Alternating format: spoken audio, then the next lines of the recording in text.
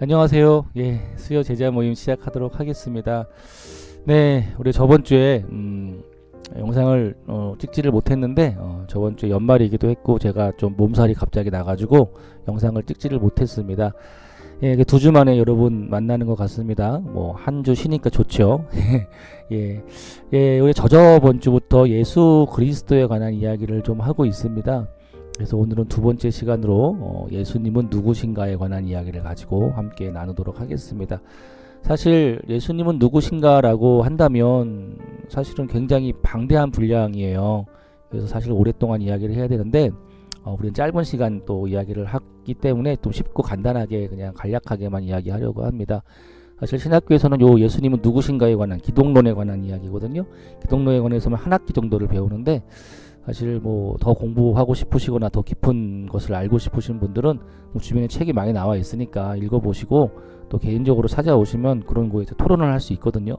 그러니까 함께 또 이 시간에는 좀 간략하게 이야기 나누도록 하겠습니다. 네, 예수님은 누구신가? 성경에서 예수님 어떻게 이야기하고 있는가? 특별히 복음서를 중심으로 오늘 간략하게 이야기하겠습니다. 말씀을 한 구절 읽고 시작하도록 하겠습니다.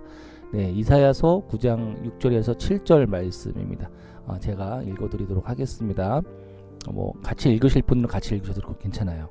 자, 이는 한 아기가 우리에게 낳고 한 아들을 우리에게 주신 바 되었는데 그의 어깨에는 정사를 메었고 그의 이름은 기묘자라 모사라 전능하신 하나님이라 영존하시는 아버지라 평강의 왕이라 할 것임이라. 그 정사와 평강의 더함이 무궁하며 또 다윗의 왕자와 그의 나라에 군림하여 그 나라를 굳게 세우고 지금 이후로 영원히 정의와 공의로 그것을 보존하실 것이라. 만군의 여호와의 열심히 이를 이루시리라. 아멘. 네, 여기 이제 예수님이 누구신가에 관해서 잘 이사야 9장 6절 7절이 잘 표현하고 있습니다. 네, 자, 우리가 성경을 읽어보면 성경은 온통 한 사람에 관한 이야기를 하고 있습니다. 그분이 바로 예수 그리스도이다. 저번 시간에 했던 내용들이 잠깐 언급하자면 성경은 1000년이 넘는 시간에 걸쳐 많은 사람들에 의하여 적힌 책임에도 불구하고 한 사람 그리스도, 예수 그리스도에게 집중하고 있는 것을 보게 되어집니다. 사실 저번 주에 이야기했지만 우리가 실제 성경에서 예수님이 등장하는 장면은 굉장히 짧죠. 사복음서에 제한되어 있지 않습니까? 하지만 온통 예수님에 대한 소개와 예수님의 사역 그리고 지금 여기에서 예수님이 하시는 일에 관한 이야기로 가득 채워져 있는 것을 볼 수가 있어요. 그래서 성경의 주인공이라고 하면 바로 예수 그리스도다라고 할 수 있을 것입니다. 그렇다면 우리 성경의 주인공이신 예수님을 성경은 어떻게 소개하고 있을까? 그렇죠? 우리가 어떤 사람에 대한 어떤 사람을 소개받기 전에 그 사람에 대한 여러 가지 소개의 말을 듣는다면 아마도 그 사람에 대한 기대와 궁금증을 더하게 될 것 같습니다. 그리고 그것이 자신에게 중요한 사람이라고 한다면 빨리 만나보고 싶은 마음도 들게 될 것 같아요. 예를 들어서 뭐 결혼을 안 한 처녀와 총각이 이제 서로 소개팅이나 맞선을 본다고 했을 때 정말 기대감을 가지고 정말 그 사람에 대해서 미리 이렇게 소개를 받지 않습니까? 이런 사람이고 이런 사람이고 이런 사람이야. 학교는 어디를 나왔고 성격은 어떻고 막 이런 소개를 많이 듣고 정작 만나는 날을 기대하게 되겠죠. 뭐 그런 마음이 들 것 같습니다. 그리고 구약 성경은 온통 어때요? 아직 오시지 않은 예수님을 소개하는 부분들로 채워져 있습니다. 구약의 예언서들을 쭉 살펴보면 공통점이 있어요. 한번 망하고 살려내고 예수님이 오신다. 요거거든요. 그래서 우리가 구약 성경을 읽는 우리에게 사실은 구약 성경은 메시아의 다시 오실 메시아에 관한 우리에게 오실 메시아에 관한 기대감을 만들어주는 것이 구약 성경이라고 할 수 있죠. 자, 제 아내가 이제 임신 중일 때 제가 이제 어떤 아이가 나올까 궁금해했던 시간들이 있었습니다. 뭐 한 10개월 정도 이렇게 임신 기간 동안 과연 어떻게 생긴 아이가 나올까, 어떤 성격의 아이가 나올까. 그리고 요즘은 이제 우리 때는 그런 게 없었는데 요즘은 초음파 중에서도 3D 초음파라는 것이 있더라고요. 그래서 아이의 형태나 생긴 모습을 미리 볼 수 있는 기술도 있고 또 임신 5개월, 6개월이 되면 뭐 아이의 성별을 알 수 있는 기술이 발달해서 아예 태어나지도 않았지만 아이에 대한 정보들을 미리 이렇게 알 수가 있습니다. 그 재미있는 건 근데 뭐냐면 그렇게 미리 정보를 알게 되니까 아기에 대한 궁금증이 더 커지는 것을 경험합니다. 뭐 3D 이제 초음파라고 해도 정말 이렇게 실제처럼 나오지는 않지 않습니까? 이게 모양만 이렇게 나오지. 그래서 하루라도 빨리 아기를 보고 싶은 마음이 드는 것이죠. 근데 이미 뭐 10년 넘게 시간이 지났고 저는 이제 커갖고 이제 고등학교 올라갈 나이가 됐는데요. 어쨌든 이처럼 성경은요, 특별히 구약은 구약 성경에서는 예수님을 소개하면서 메시아의 오심을 기대케 합니다. 이런 분이 오실 거야 라고 이야기를 하고 있죠. 이런 분이 오실 건데 이분은 어떤 분이야 라는 것을 구약 성경 전반적으로 이야기를 하고 있어요. 그래서 기대케 하는 거죠. 그리고 복음서 역시 그 예수님을 이처럼 소개하면서 그분에 대한 기대감을 더하게 합니다. 자, 오늘 우리가 읽은 본문인 이사야서 9장 6절에서 7절은요, 메시아에 관한 이제 이사야의 예언이고요. 구약 성경에서 예수님을 소개하는 아주 대표적인 구절이라고 할 수가 있습니다. 자, 이 예언이 쓰여질 당시에 이스라엘은 아수르라고 하는 나라의 위협을 받고 있었어요. 그리고 북이스라엘은 머지않아 아수르를 통해 멸망당하기 직전까지 이르고 있는 상황이었습니다.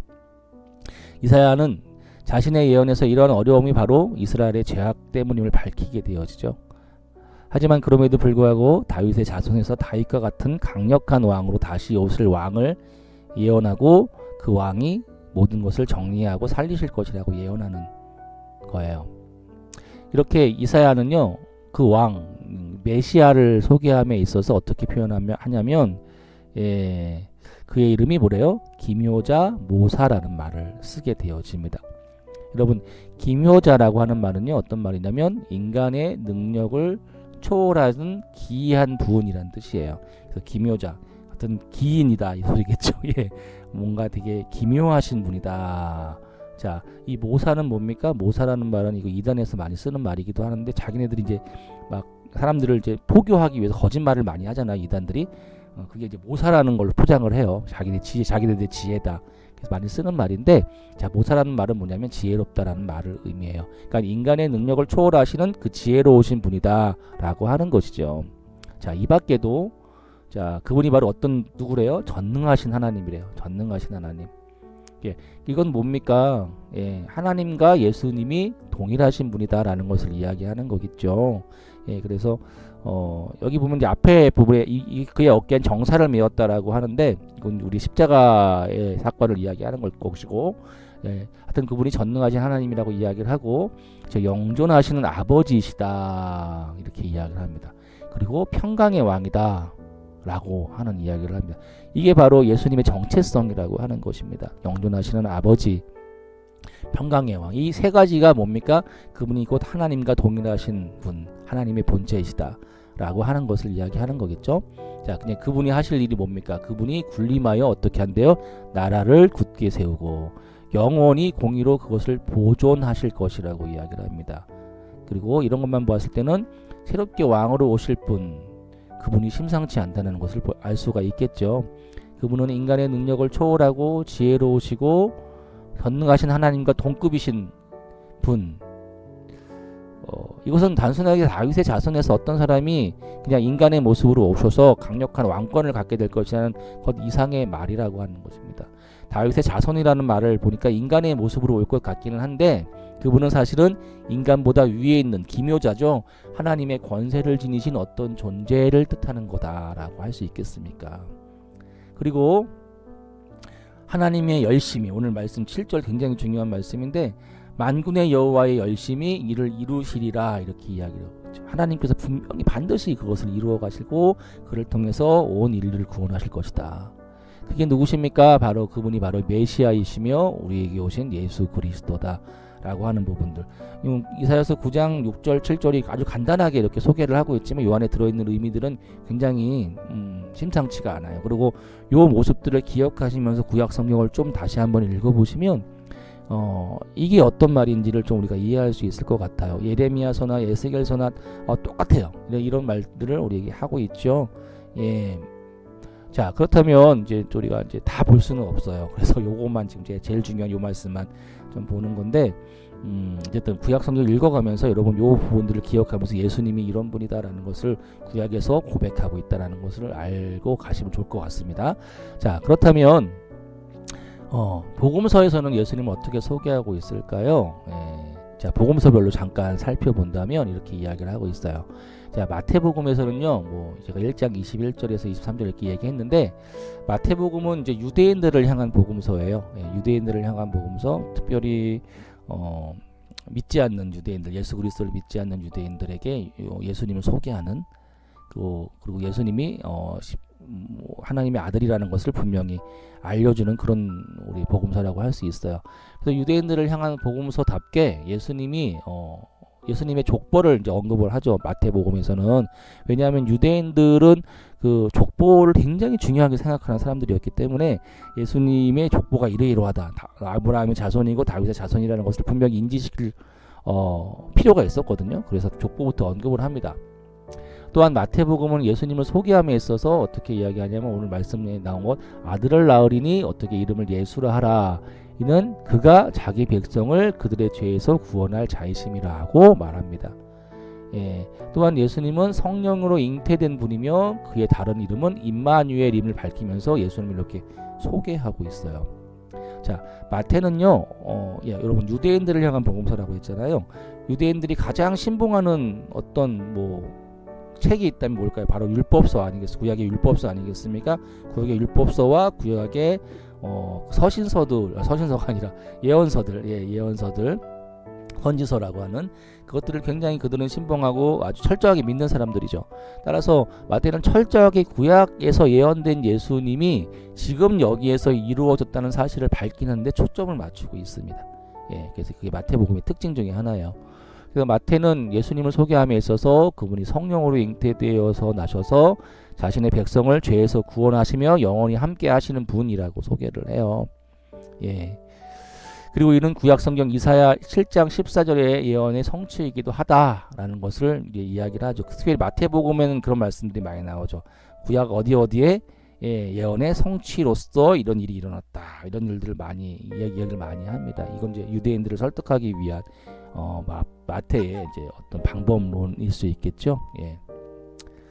자, 여기서 우리와 함께 계시다라고 하는 말이 있어요. 우리와 함께 계시다라고 하는 것 임마누엘은요. 사실은 마태복음 우리 1장에도 나오지만 어때요? 마태복음 28장 마지막 구절에서도 같이 언급이 돼요. 우리와 영원히 함께 하시는 분이시다. 자, 예수님은 하나님의 본체이시고 우리와 영원히 함께 하시는 분임을 이야기하는 부분. 이것이 마태복음의 또 특징이기도 합니다. 그래서 아주 중요한 부분이라고 할 수가 있습니다. 자, 그럼 마가복음 볼까요? 마가복음은 어떻게 예수님을 소개하고 있을까? 자, 마가복음 전체에서 예수님을 소개함에 있어서는 두 가지로 좀 볼 수가 있어요. 그래서 하나는 고난의 종, 예수님은 고난의 종이며 또 하나는 하나님의 전능하신 분이다라고 하는 거예요. 하지만 마가복음 서두에서 예수님을 소개하는 구절이 있다면 1장 11절이라고 할 수 있습니다. 자, 어떻게? 하늘로부터 소리가 나기를 너는 내 사랑하는 아들이라 내가 너를 기뻐하노라 라고 이야기를 하고 있죠. 자, 마가는요, 이처럼 예수 그리스도가 하나님의 아들이라는 사실을, 곧 그분이 하나님이라는 사실을 분명하게 이야기를 합니다. 이런 다른 복음서에도 마찬가지겠지만 마가복음은 특별히 어떤 책이냐면, 마가복음은 당시 이제 고난당하고 있던, 핍박당하던 교회를 향한 외침이 강했어요. 여러분 서신서가 복음서보다 먼저 쓰여진 거 아시죠? 여러분 당시에 이제 초대교회가 핍박당하고 있었단 말입니다. 그리고 초대교회에는 유대인들이 모인 교회도 있었지만 이제 유대인이 이제 기독교로 개종한 교회 분들도 굉장히 많았었고, 특별히 이방인 교회들도 굉장히 많았었죠. 그 초대교회가 이제 이렇게 혼합되어진 교회였는데, 그리고 핍박을 당하고 있었단 말이죠. 그래서 그 초대교회에 있었던 사람들 중에서는 예수님을 직접 만나보지 못했던, 예수님을 경험해보지 못했던 사람들도 굉장히 많이 있었다. 더 많았겠죠, 사실은. 그래서 마가복음에서는 분명하게 이야기하는 게 뭐냐면요, 고난당하는 교회를 향한 외침. 그래서 하나님의 아들인 예수가 우리와 함께 고난당하셨다라고 하는 메시지를 전달하기 위한 책이 바로 마가복음. 그래서 예수님의 기적과 이적 사건들 굉장히 많이 나오고, 또 예수님의 고난과 순환의 사건들을 이제 주로 이게 쓰고 있는 책이 마가복음입니다. 그래서 하나님의 아들인 예수라는 거 해서 예수님의 기적과 이적 사건들이 첫 부분에 막 많이 나오게 되어지죠. 그리고 나서 예수님이 고난을 당하시는 예수의 사건, 그것들을 이제 이야기를 하고 있습니다. 예. 그래서 그런 메시지를 전달하기 위해서 예수님이 하나님의 아들 곧 하나님이라는 사실로 예수님을 소개하고 있는 것을 볼 수가 있어요. 그래서 예수님은 하나님의 아들이시며 우리에게 오신 하나님의 본체이시다. 그리고 그분이 지금 너희가 당하는 고난과 같은 그런 고난을 함께 당하시는 그분이시다라는 사실을 우리에게 소개하고 있는 것. 그리고 그러므로 말하면 당시 고난당하고 있던 초대교회가 위로를 받을 수 있게 쓴 책. 예, 그 책이 바로. 그래서 이제 마가복음에 이제 이 수신자라고 한다면 고난당하는 초대교회 성도들이라고 할 수 있어요. 예. 이것이 마가복음에서 소개하는 예수의 모습입니다. 예. 자, 그럼 누가복음은 어떤? 예, 누가복음은요 이방인들에게 이제 쓴 책이죠, 사실. 예, 누가복음에는 예수님을 소개함에 있어서 사실 마태복음하고 비슷한 점이 좀 있어요. 예.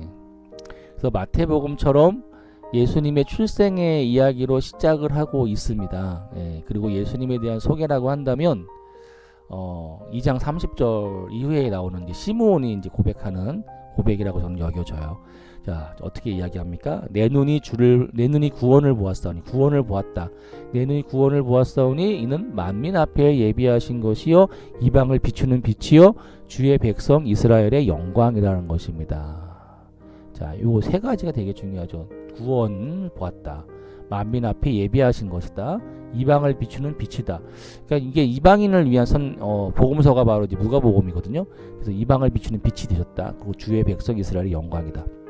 자, 예수님은 뭡니까? 예수님은 뭐예요? 구원자이자 빛이시다라는 것을 이야기를 하고 있어요. 자, 이는 뭐냐면 힘들고 어두운 곳에서 죽을 수밖에 없는 자들에게 주는 희망과도 같다라고 하는 거예요. 예, 그러니까 뭐 우리가 복음적으로 이야기하면은 죄 때문에 죽어가는, 정말 우리가 언제가 우리 안에 있어서 정말 그것 때문에 하나님과 멀어지고 하나님과 가까이 할 수 없는 아버지, 그래서 지옥으로 갈 수밖에 없는 인간들을 구원하기 위한 하나님의 빛이시다라고 하는 것이죠. 그리고 말하기를 이방과 이스라엘이다라고 이야기를 합니다. 예. 여기 뭐 이방을 비추는 빛이요 주의 백성 이스라엘의 영광이라고 이야기하는 거 맞죠? 그러니까 이것은 이제 이방 민족, 그러니까 이스라엘 민족뿐만이 아니라 모든 이방 민족을 위한 것이다라고 이야기하는 부분이 있습니다. 자, 이것이 예수님의 구원의 범위시고 이스라엘 백성뿐 아니라 모든 이방 민족까지도 구원하시는 주님의 사랑과 능력을 나타낸다라고 하는 것입니다. 특별히 여러분 누가는요 어디에 관심이 있었냐면 당시에 억눌리고 소외된 자들, 가난한 자들에게 관심이 많았어요. 그래서 여러분 다른 복음서에는 나오지 않는 누가복음에만 나오는 이야기들이 몇 가지 있지 않습니까?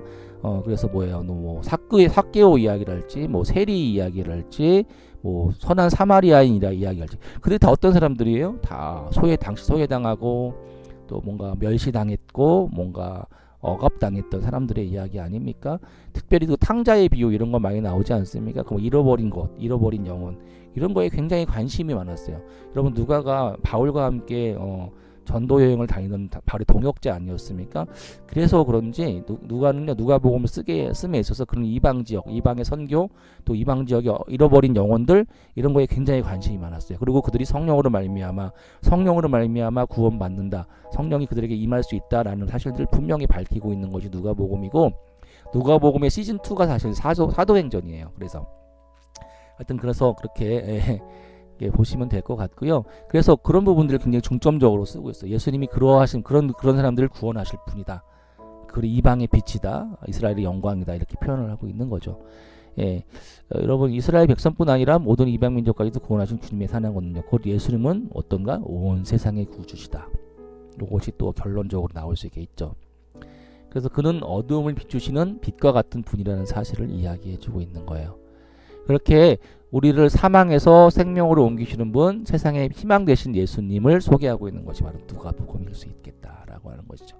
자, 그렇다면 이제 이건 이제 마태나 마가나 누가는 공간 복음서예요. 그러니까 같은 시각에서 예수님을 본 거예요. 그럼 요한은 좀 다른 시각에서 보고 있거든요, 예수님을. 자, 요한복음은 좀 어떻게 이야기를 하고 있을까? 자, 요한복음의 수신자라고 한다면 유대인들이에요. 유대인들인데 특별히 어떤 유대인들이냐면 마태복음은 이제 예수를 믿지 않는, 예수님을 좀 모르는 그런 유대인들을 향한 복음서라고 한다면, 요한복음은 이제 예수님을 알긴 알아요. 그런데 예수님 유대의 교회에서 이제 기독교로 개종을 했다가 뭐 당시 교회의 핍박과 여러 가지 힘든 상황들 때문에 다시 유대교로 이렇게 배교한 사람들, 그런 사람들을 사실 타겟이에요. 요한복음의 타겟은. 그리고 그 밖에 믿지 않는 유대인들에게 쓰는 복음서가 바로 요한복음이라고 할 수 있겠죠. 자, 요한복음에서 예수님은 어떻게 예수님을 어떻게 소개하고 있는가? 자, 가장 중요한 것이라고 한다면 저는 이렇게 생각합니다. 성육신하신 예수님이라고 할 수 있어요. 성육신하신 예수님. 이게 이제 요한복음이 이야기하는 예수님이에요. 자, 요한은 예수님을 소개함에 있어서요, 태초에 말씀이 있었고, 그 말씀이 곧 하나님이라는 사실을 분명히 밝힙니다. 태초에 말씀이 있었고 그 말씀이 곧 하나님이신데, 그리고 그 안에 있는 생명이 우리에게 빛을 오셨다. 자, 요한복음 1장 잘 읽어보세요. 여러분, 요한복음 1장 읽어보시면 예수님이라는 단어가 하나도 안 나와요. 예수님을 굉장히 그렇게 표현을 해요. 뭐 빛을 오셨다. 말씀이었다. 빛이셨다. 이렇게 이야기를 하거든요. 자, 그리고 그 참빛으로 오신 예수님을 영접하는 자들에게는 하나님의 자녀가 되는 권세를 주셨음을 이야기를 합니다. 이게 이제 요한복음에 나오는 예수님에 관한 이야기를 쭉 정리를 한 거예요. 자, 이것이 복음입니다. 그래서 이제 보통 이제 우리 교인 새신자들 들어오면은 이제 복음에 대해서 설명을 하잖아요. 복음이 어떤 것이고, 그때 요한복음과 로마서를 주로 공부를 하는 경우들이 있어요. 로마서는 보통 이신칭의의 교리를 이야기하는 거니까. 그래서 이게 사실 복음이죠. 복음. 태초에 말씀이 있었고 그 말씀이 하나님이셨는데, 또 그 안에 생명이 우리에게 빛으로 오셨고, 그것을 참빛으로 오신 예수님을 내가 영접할 때 내가 하나님의 자녀가 되는 권세를 얻었다라고 하는 게 복음 아닙니까? 자, 하나님이 이 세상에 빛으로 오셔서 우리를 비추셨는데, 그 빛을 믿고 따르는 영접하는 자들은 구원을 얻고 자녀됨을 얻는다는 것이 골자예요. 자, 이것이 중요한 말이죠. 그런데 무엇이 문제입니까? 하나님이 어떤 모습으로 오시냐는 거예요. 빛으로 오시는데 어떤 모습으로 오냐 할 때 요한이 이에 대해서 명쾌한 답을 합니다. 말씀이 어떻게 돼요? 육신이 되어서 우리 가운데 거하시매. 이렇게 이야기를 하는 거죠. 곧 하나님께서 우리와 같은 어떻게 해요? 말씀이 육신이 됐다. 말씀이 하나님이신데, 여기 봐. 말씀이 곧 하나님이신데 말씀이 육신이 되어서 우리 가운데 거하셨대요. 곧 하나님께서 우리와 같은 인간의 모습으로 오셨다라는 것입니다. 이게 바로 성육신이죠. 인카네이션. 그죠? 정리하면 태초에 계셨던 말씀인 하나님 그분이 빛으로 이 땅에 오셔서 우리를 비추시며 구원하시는데, 그분이 바로 인간의 모습을 가지고 오신다는 거예요. 이분이 바로 누굽니까? 바로 예수 그리스도라고 하는 것이죠. 요한은 이렇게 예수님을 소개하고 있어요. 물론 그 뒤에 여러 가지 이야기, 예수님 나는 생명의 떡이다, 나는 선한 목자다. 그래서 예수님 자신의 정체성을 밝히는 부분들이 굉장히 많이 나오는 것이 이제 요한복음의 특징이거든요. 그런데 이제 요한이 오늘 이제 1장에서 밝히는 예수님의 모습은 이런 겁니다. 이 가장 중요한 복음을 설명하면서 바로 예수님을 이제 이렇게 설명하고 있죠. 자, 정리해 보면 이제 정리하겠습니다. 이 짧은 시간 안에 이걸 다 설명하려니까 저도 되게 힘드네요. 자, 정리해보면 예수님은 누구십니까? 그냥 간단하게 우리가 오늘 이야기했던, 공부했던 내용들을 가지고 좀 설명을 해본다면, 예수님은 누구십니까? 자, 첫 번째, 그분은 이 세상의 왕으로 오실 진정한 왕이십니다. 그죠? 하나님의 아들, 곧 하나님의 본체이신 분입니다. 그분은 성령으로 잉태하셔서 우리와 같은 모습으로 이 땅에 오셔서 어둠 속에 있던 우리를 구원하시고 우리에게 생명을 주시는 분이십니다. 또한 그분의 구원의 범위는 온 세상이며, 따라서 예수님은 온 세상을 구원하시는 하나님의 능력이십니다. 따라서 우리가 그분을 믿을 때 그분의 자녀가 될 것입니다. 이런 식으로 이렇게 정리를 할 수 있을 것 같아요. 그래서 우리가 간단하게 우리가 알고 있는 이제 내용들을 가지고 잠깐, 사실 예수님이 누구신가에 대한 이야기들은 굉장히 많은, 사실 굉장히 아까도 얘기했지만 신학교에서는 기독론을 한 학기를 배운다니까요. 그래서 이제 다양한 어떤 지식들이 있고 다양한 저런 연구들이 많이 있는데요. 그냥 저는 좀 간단하게 구약 성경에서는 이렇게 이야기하고 있고 신약 성경에서는 이렇게 좀 간단하게 이야기하고 있습니다. 여러분이 전해드립니다. 네, 오늘 여기까지 좀 하겠습니다. 감사합니다.